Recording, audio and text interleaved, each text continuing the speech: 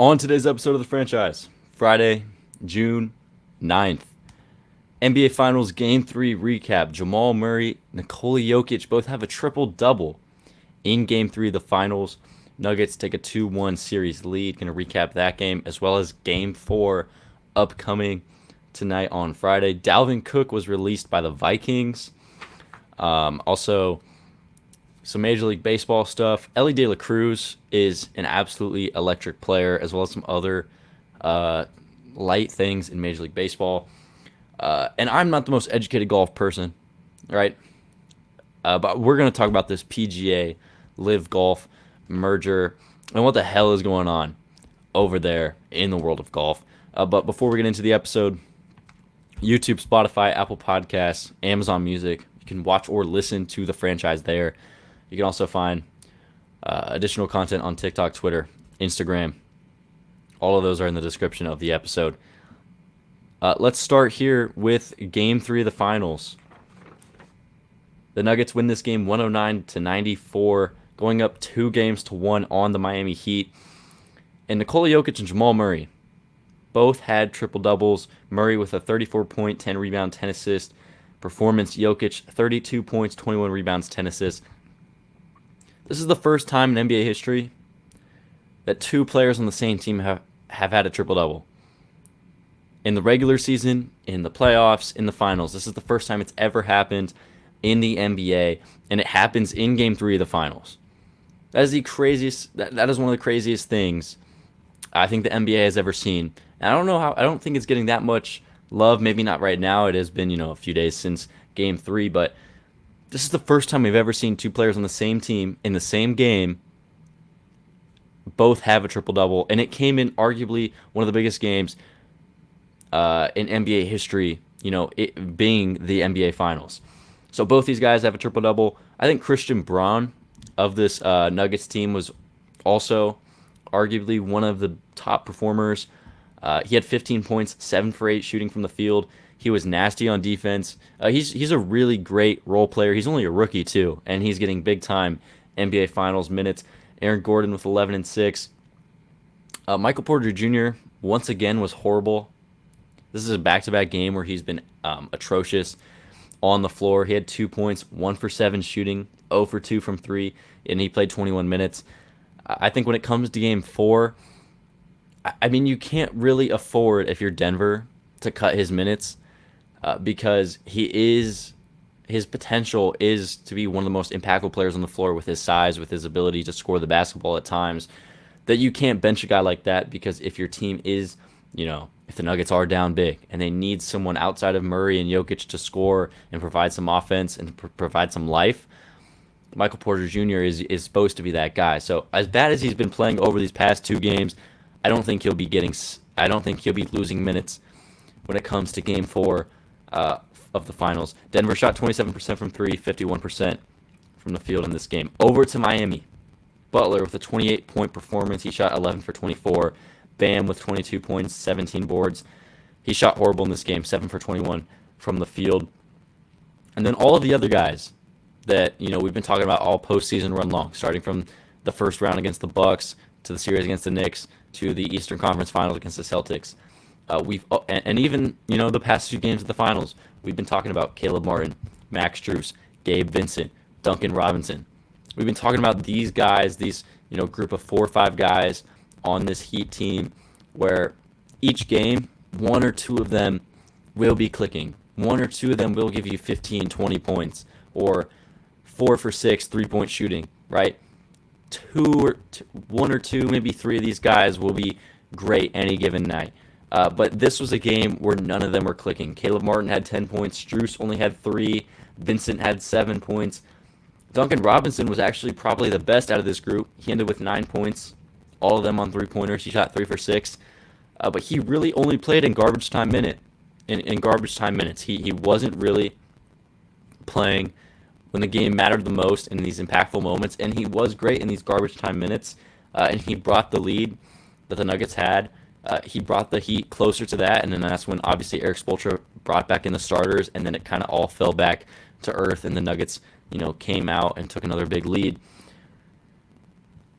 So none of these guys were clicking for the Heat. And this Heat team is not built on Jimmy and Bam's success together, right? Yes, Jimmy Butler needs to be playing great in order for the Heat to win. In game 2, Jimmy Butler, he didn't play great either. I mean, he had 21 points.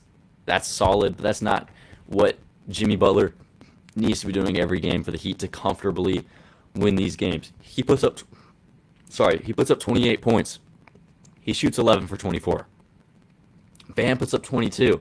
But when you have guys on the other side putting up 34 and 32-point triple-doubles, you need Caleb Martin. You need Max Strus. You need Gabe Vincent and Duncan Robinson and Kyle Lowry to put something together offensively to win these games. Miami shot 37% from the field and 31% from 3, 78% from the line. They got to the free throw line again. I think that first game was a fluke where they only got to the line twice. And look, this is why I didn't react to Game 2 when the Heat won this game, when the Heat won Game 2, and I didn't overreact in saying, oh, the Heat have completely changed the magnitude of this series. The Heat are going to win the finals now, Heat in 5. No, I didn't say that, right? Because this Nuggets team has been the best team all year long. They have the best player in the world, a 2-time, should have been a 3-time straight MVP, Nikola Jokic. They have a guy in Jamal Murray who's criminally underrated, except for when it comes to the postseason in moments like this where he is the second best player on the floor, and they're well coached. They have a lot of depth. They have a lot of pieces to like. And in Game 2, they were not playing great. They were not physical. They didn't have energy. They were not playing hard. But when it comes to Game 3 here, their coach, Mike Malone came out after Game 2 and said, look, this team played horrible in Game 2. I don't know what kind of energy, what kind of motor, what kind of vibe we're putting out there, but that is not how you play when it comes to the NBA Finals. And they came out here in Game 3 and really took control from the start. That's why I didn't overreact, right? I still think Nuggets in 5. I don't think the Heat have completely flipped the script on this series, right? Unless they come out here tonight, Game 4 tonight in Miami, unless they come out here tonight at home and really have a statement game. Because Game 4 tonight is the most important game of the Finals. It is. It really is. You have an opportunity, if you're Denver, to go up 3-1 going back home, Game 5 on Monday, and to win the NBA Finals. And if you're Miami, your back is against the wall. You just got destroyed at home. You got laughed off the court, basically. You played horrible in this Game 3. And you're coming out here trying not to go down 3-1. You're trying to tie up the series at 2-2, because if it's 2-2, you have a way better chance to win the finals and win this series than if you're down 3-1. Because this Heat team is not the 2016 Cavs. They're not about to have a 3-1 comeback, right? They don't have LeBron. They don't have Kyrie. They don't have what that 2016 Cavs team did when they came down from the 3-1 lead that the Warriors had. So this Heat team, Game 4 tonight is a must-win for the Heat. It is. For the Nuggets, I think they can afford to lose this game. Now, they shouldn't. They really shouldn't. They're the better team, and obviously their goal out there is to not lose this game and extend the series. But they can't afford to lose this game more than Miami, right? Denver's the better team. They have the home court advantage. And if they lose this game tonight, they still have to go back home 2 more times potentially. And I like Denver's chances compared to if Miami goes down 3-1. Also in this game, real quick, the Nuggets out-rebounded the Heat 58-33. Miami not present on the glass in this game, and I think one has to do with their size. Look, they're criminally undersized. Bam is their center. He's like 6'9" compared to Jokic, Aaron Gordon. I mean, Jokic had 21 of the 58 rebounds for the Denver Nuggets. But look, yeah, Game 4 tonight, must win for the Heat. I think the Nuggets win. I still have the Nuggets winning in 5. Transitioning over here, Dalvin Cook cut by the Minnesota Vikings. He was cut yesterday. He's only 27 years old. Right, this has been rumored pretty much the whole offseason that he was going to be on the move. We kind of thought it was going to be a trade, right? Nothing really happened before the draft. And now, over the last week, the rumors have been circulating that he could potentially get traded to the Miami Dolphins or the Denver Broncos. Ultimately, the Vikings cut him. They do save $9 million by cutting him. post the June 1st deadline. So now he's a free agent. 27 years old, Dalvin Cook, free agent. And look, let's just look at the last 4 years of Dalvin Cook's career. 2019, 1,100 yards, 13 touchdowns, 4.5 yards per attempt, 4 fumbles. 2020, 1,500 yards, 16 touchdowns, 5 yards per carry with 5 fumbles. 2021, 1,100 yards, 6 touchdowns, 4.7 yards per carry. And then last season, 1,100 yards, 8 touchdowns, 4.4 yards per carry. One of the biggest knocks, I think, on Dalvin Cook throughout his career has been his ability to fumble the football. 4 fumbles, 5 fumbles, 3 and 4. He had 4 last season. He has been known to be fumbling the football, a little careless at times with the football. And then obviously, he has had some shoulder injuries and some lower body injuries as well. But he is still one of the better running backs in the NFL when he's healthy and on the field. And last season, I believe he played 16 or 17 games last season. So he was healthy for the majority, or not majority, he was healthy for the whole season last year in Minnesota. Look, he's 27 years old. The running back market, we know what it's like. He's not going to get a big deal. If anything, he'll probably sign a 1-2 year deal. But I do think he can still be an impactful piece to a team looking to go out there and make some noise and potentially go and win a championship. I think Miami is most likely the number one destination to go out there and sign him, and I would love to fit there in Miami. You give Tua a legit top 5, top 10 running back in the NFL. I think I had him outside of my top 10 when we did the rankings, a few weeks ago. But at his peak, he's one of the best running backs in football. And adding him to that Miami offense that Mike McDaniel runs with Tua, and you look at the weapons that this Miami team has, Tyreek Hill and Jalen Waddle, and then the additions they made on defense, bringing in Vic Fangio to be their defensive coordinator with Jalen Ramsey, brought in Bradley Chubb at the deadline last season.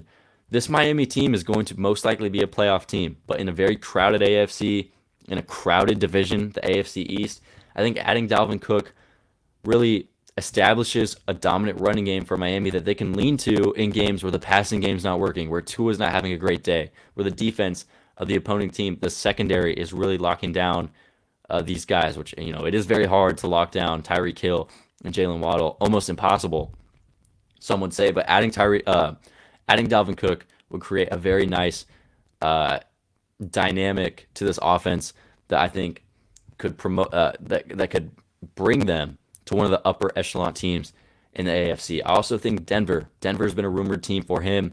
They've made some moves recently. They do have Sean Payton, Russell Wilson. I think that's an interesting place for him to go. I don't really think it's the number 1. I wouldn't even have it as my number 2 spot if I were him. Look, you're going to Denver, high altitude, cold weather.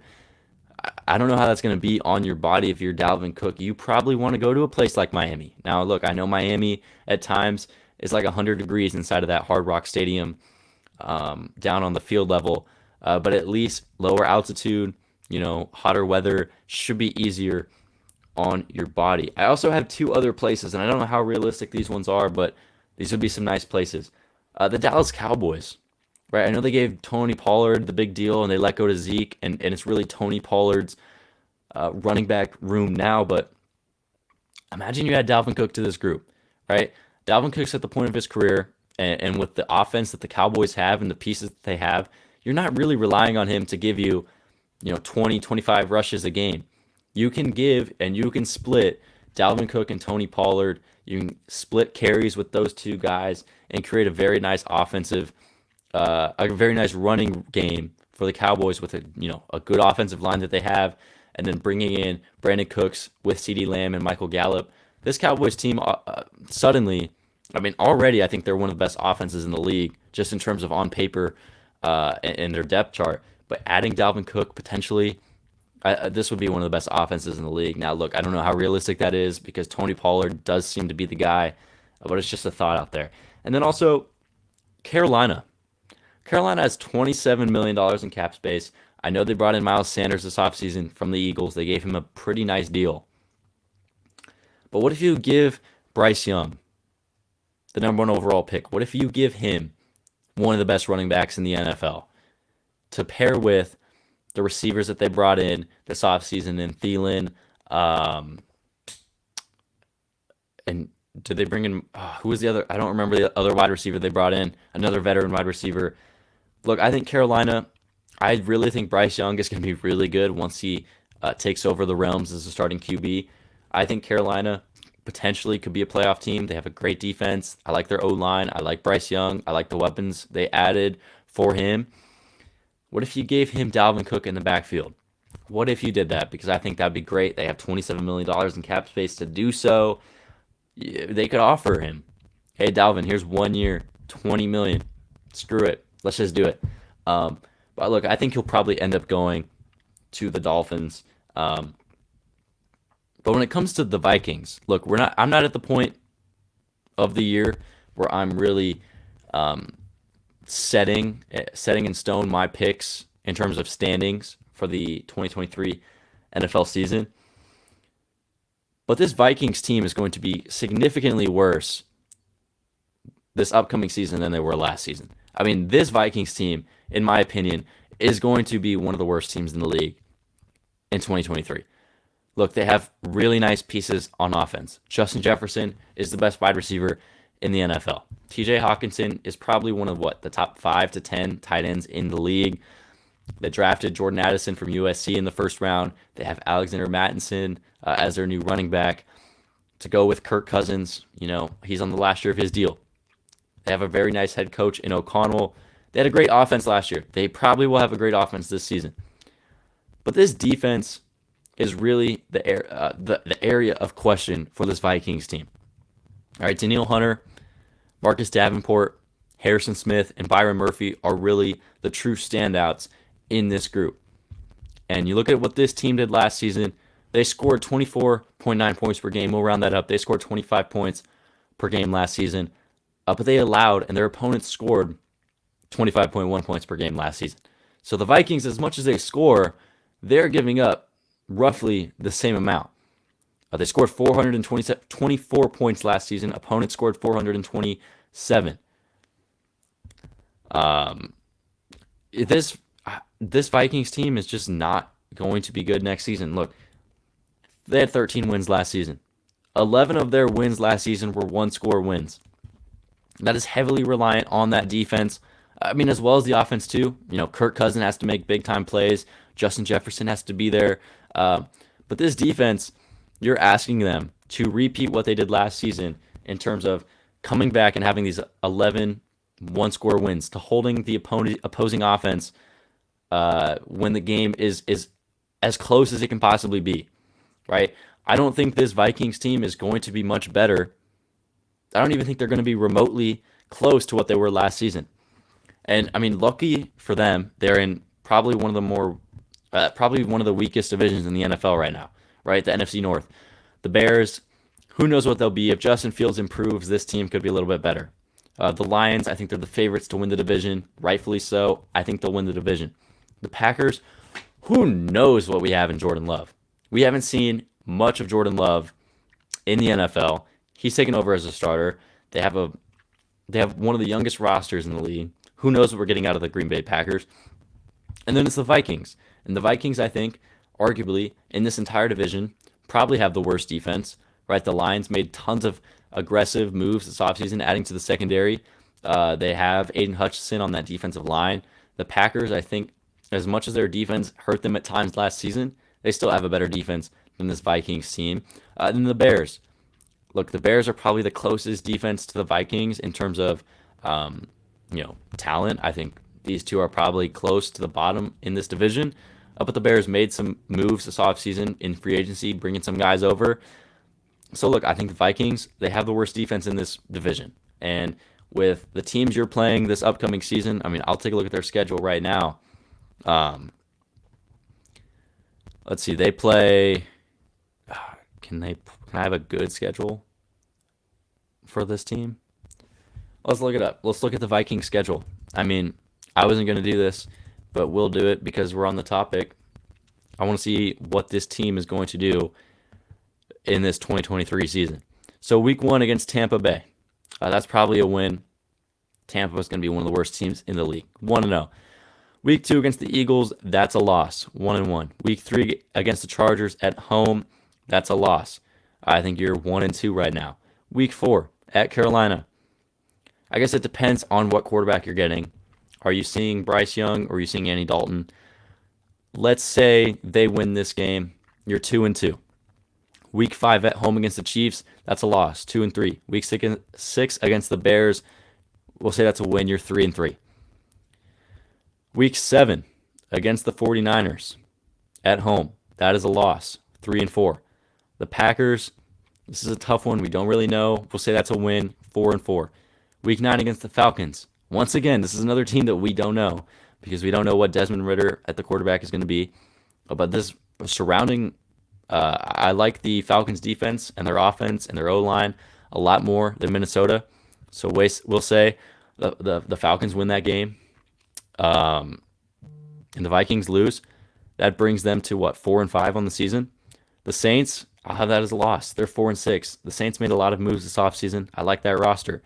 Week 11 against the Broncos in Denver. I have that as a loss as well. 4-7. Bears, week 12, that's a win, 5-7. Week 13 bye. Week 14 at the Raiders. Who knows what's going on with the Raiders? Will they even have Jimmy G? But that's in Las Vegas. Who knows what the Raiders will be? We'll say that's a win, 6-7.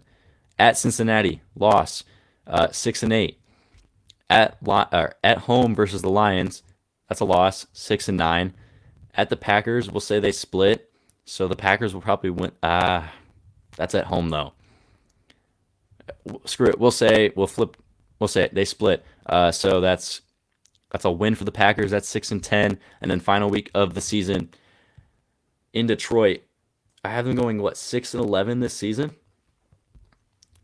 Look, this Vikings team I don't think is going to be good, and that is solely reliant on the defense, as well as Kirk Cousins. I don't think Kirk Cousins, is that great of a quarterback, and I don't think that's an unpopular thing to say. All right, some quick things here in the MLB before we get out of here. Elly De La Cruz is already one of my favorite players in the game. I claim him as one of my favorite players. Look, Trout and Ohtani are 1A and 1B. I can never pick which one I like more. But Elly De La Cruz is my second/third favorite player in the game. And what he's done since being called up earlier this week is incredible. In 11 at-bats this season, 4 hits, 3 runs, 1 homer, 2 RBIs, 1 stolen base. He's hitting .364, on base at .462, and has an OPS of 1.37. His first major league home run was one of the most demolished, obliterated baseballs I've ever seen in my entire life. He hit this ball 114.8 miles per hour off the bat and hit that thing 458 feet to right field. That ball landed in the last row of right field at Great American Ballpark in Cincinnati. That thing was almost out of the stadium for his first major league home run. Elly De La Cruz is an electric player. His first hit was a rocket. I think it was 112 off the bat for a double. He already has a triple. He stole a base the other day. He's extremely fast. He has great defense. He's a true 5-tool player, and he's so fun to watch. I already have him as one of my favorite players. As soon as an Elly De La Cruz jersey or jersey t-shirt or any Elly De La Cruz merch is available, I'm buying that stuff because he is going to be so good, and he's already one of my favorite players in the game. Joe Adell, former Angels #1 prospect, former top 6 prospect in baseball, finally made his MLB debut this season. Right, he's already played, big league games in the past, but his first game this season, first at bat yesterday, first at bat of the MLB season for him. How about a 451-foot tank to left field in his first at bat? That thing was absolutely destroyed. Go ahead and look at the video. That baseball was clobbered. Look, Joe Adell's one of my favorite players also. The thing that sucks for him is he's never really gotten a true opportunity. He's been the hole in Joe Adell's game has been his defense and his strikeouts. This season in the minors, 18 homers. He has a 900 OPS. He is still striking out at a high 20% rate. Look, Joe Adell will probably only be at this big league with the Angels at the big league level for 2 more days. He'll get sent back down.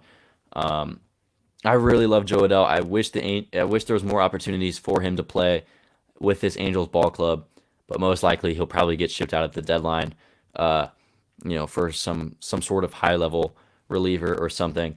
And then Jose Ramirez had a 3-homer game, including his 200th career home run yesterday. All right, finally, look, I said in the intro, I I'm not a big golf watcher. I'm not a big golf fan. I'm not deep into the world of golf. All right, I watched the Masters, and that's about it this year. But I have heard a lot over the last year about the PGA and the LIV Tour and the PGA. I've heard a lot over the last year. When LIV first came in, first started taking players away from the PGA, very controversial, right? They were offering some guys hundreds of millions of dollars to go and play and leave the PGA Tour and join the LIV Tour. And a lot of them did. There's a lot of controversy surrounding the LIV Tour. They're a Saudi-backed group, a lot of controversial things surrounding what they're backed by, who they're backed by. And then the PGA, when they started losing some guys to the LIV Tour, some prominent guys, Phil Mickelson left PGA to go to the LIV Tour. The commissioner and some of the most prominent players in the world of golf standing up for the tour, saying, if you leave the PGA Tour and you go to the LIV Tour and you join this Saudi-backed group, you're joining dirty money. You're joining a group that the commissioner said was responsible for 9/11. Right, so the PGA and LIV have been beefing over the last year. The commissioner and some of the top players in the PGA have been saying, look, stay loyal to the PGA Tour. Don't join LIV. Stay loyal to the PGA Tour, and we'll take care of you. Well, earlier this week, the commissioner of the PGA said screw you to every single member of the PGA Tour and joins and merges with the LIV Tour. Big time merger, big time. This is one of the craziest things in recent sports business league merging type of stuff. This is insane. And let's talk about this PGA Commissioner, Jay Monahan. This guy's an all-time sellout. I mean, he might be in the top 5 list of all-time sellouts, all-time scumbags in the history of sports. Over the last year, all we've heard from this guy is, look, don't join the PGA Tour, or don't join the LIV Tour. Stay loyal to the PGA Tour. If you sign a deal with LIV for hundreds of $1 million, you're joining dirty money. You're joining Saudi-backed money. And think about what they did. They were responsible for 9/11. Think about he said that. He said, think about 9/11. Think about the families that were impacted by 9/11. And joining the LIV Tour that is Saudi-backed is an attack on American culture, on America itself, and on the families and the victims of 9/11. That is what he said, the commissioner of the PGA Tour. And he begged players. He begged Rory McIlroy. He begged all Tiger Woods. He begged all of the top players in the PGA Tour, do not leave and go to LIV. Do not. We will take care of you. And then he turns around earlier this week and agrees to merge. And what does he say? What does he have to say for himself? He says, I learned new information and new things about the LIV Tour. That's not an exact quote, but he said he learned new things that he didn't know before about this Saudi-backed LIV Tour. He said it's great. It's going to be better for the game of golf going forward that these two leagues are merging. Look, the LIV Tour was not doing much. Let's be honest, it wasn't. I don't even watch golf in general to start with. Like, let's be real. I don't even watch golf. I don't watch the PGA. I don't watch the LIV. But which one do you see on TV when you're scrolling through the guide? You see the PGA Tour, right? The LIV Tour doesn't have a prominent TV deal. They're with the CW. Right? That's not a big time network. No one's watching the LIV Tour. Right? The LIV Tour was not generating much income, if any. The PGA Tour was still the top of the golf world. They were still the premier league in the world, despite the LIV Tour making all of this noise. But for the PGA and for this commissioner, Jay Monahan, to come out here and partner with the group that he has been criticizing